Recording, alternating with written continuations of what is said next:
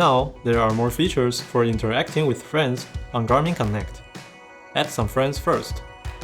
Select More. Connections.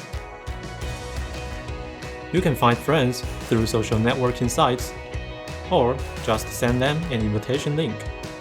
After adding friends, let's take a look at the newsfeed. Select Newsfeed.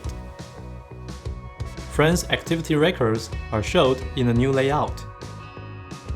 Like, comment, or view more information. Back to Newsfeed. The upper left corner is Notification. The upper right corner is Filter.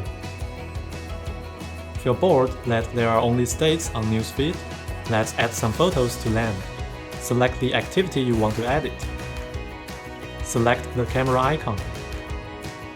Choose a photo to upload. Besides the photo, let's write something for this activity.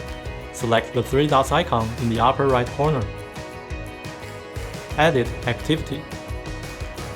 Notes. If necessary, you can also edit the information and privacy settings of the activity. Want to share the video you exercise with? Open Garmin Connect on your computer. After logging in, select Newsfeed. Select the activity you want to edit. Select the pencil icon in the upper right corner. Paste your YouTube link. Save. Now, your newsfeed becomes more interesting.